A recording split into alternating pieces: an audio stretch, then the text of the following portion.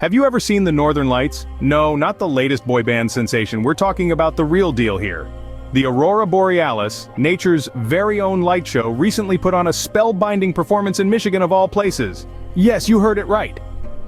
Not in the icy landscapes of Alaska or the remote corners of Scandinavia, but in the land of the Great Lakes. Imagine you're out for a casual stroll, maybe walking the dog or perhaps just returning from your local grocery store, and suddenly the sky lights up with a dazzling display of colors. It's not an alien invasion, folks, and no, it's not a mass hallucination caused by a bad batch of Michigan cherries. It's the Northern Lights, visible further south than usual thanks to a major geomagnetic storm caused by solar activity. Now some of you might be thinking, how do I get to see this spectacle again? Well, here's the deal.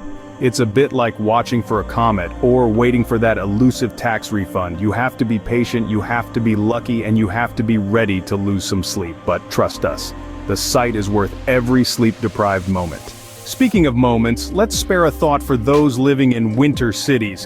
While we're here, getting excited about the Northern Lights, they're battling seasonal depression. But don't worry, these cities have got it covered. They're turning their outdoor spaces into winter wonderlands, hosting festivals, and installing light displays to boost community engagement. So even if the Northern Lights don't show up, they've got their own version of a light show going on. In conclusion, folks, the Northern Lights are like that unpredictable yet entertaining relative who shows up unannounced, lights up the party, and leaves everyone wondering when will we see them again. Until next time, keep your eyes on the skies, and remember, if you see a sudden burst of light, it's not an alien invasion, probably. Ever wondered how long too long really is? Well, on April 30th, 2024 at UCLA, it was over 3 hours. 3 hours that protesters and bystanders alike are unlikely to forget, thanks to some masked agitators and a police force that seemed to have taken a rather extended coffee break. On that fateful day, a violent altercation broke out between pro-Palestinian protesters and a group of unidentified individuals. With pepper spray filling the air and fireworks lighting the night, the UCLA campus became a battleground. And despite a chorus of 911 calls pleading for intervention, the law enforcement agencies did not respond for over 3 hours. Now, you might be wondering, why such a delay? That's a question many have been asking. Critics argue that it raises serious questions about the handling of pro-Palestinian encampments on college campuses and the decision-making process for deploying law enforcement. In the wake of the violence, faculty members have voiced concerns about the harassment and violence directed at protesters, sparking discussions about the need for increased police presence. Yet, the very next evening, the police swiftly dismantled the UCLA camp and arrested over 200 individuals. A move that some might say was a little too late. The response, or lack thereof, from UCLA and LAPD is currently under investigation, with calls for external reviews and even FBI involvement. As the saying goes, better late than never, but in this case, the delay may have cost more than just time. In summary, an altercation broke out at UCLA between pro-Palestinian protesters and masked agitators, resulting in injuries and a delayed police response of over 3 hours. The incident has sparked conversations about police presence on college campuses, and the response from UCLA and LAPD is currently under investigation. In the midst of all this seriousness, there's one thing we can't help but laugh at.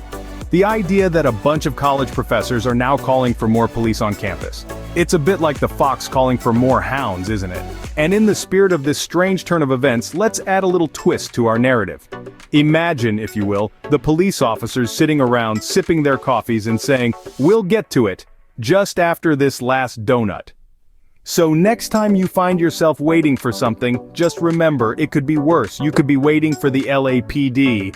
That's it for today's video, folks. Remember, time waits for no one, but apparently it does wait for the LAPD.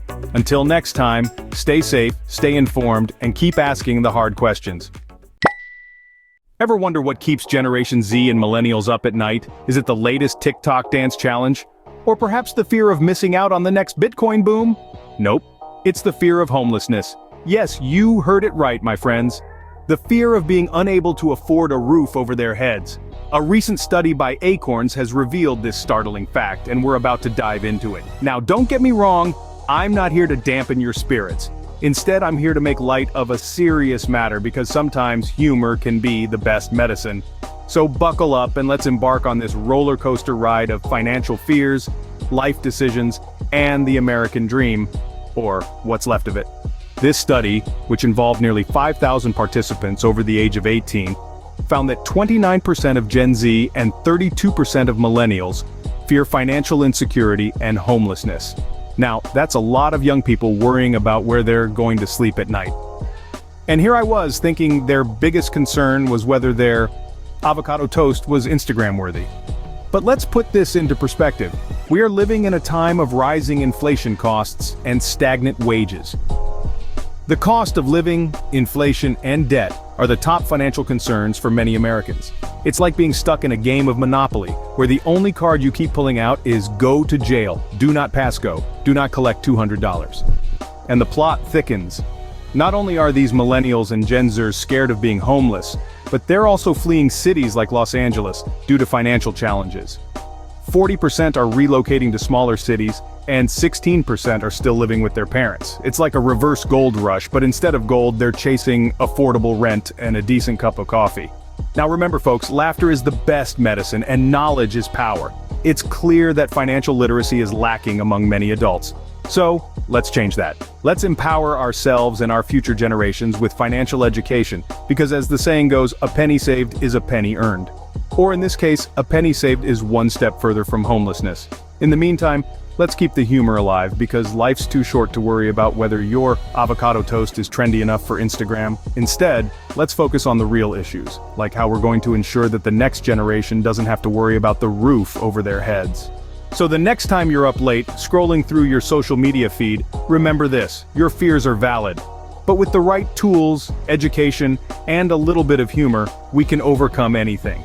Now go forth, conquer your financial fears, and remember to laugh a little. After all, they say laughter is the best investment.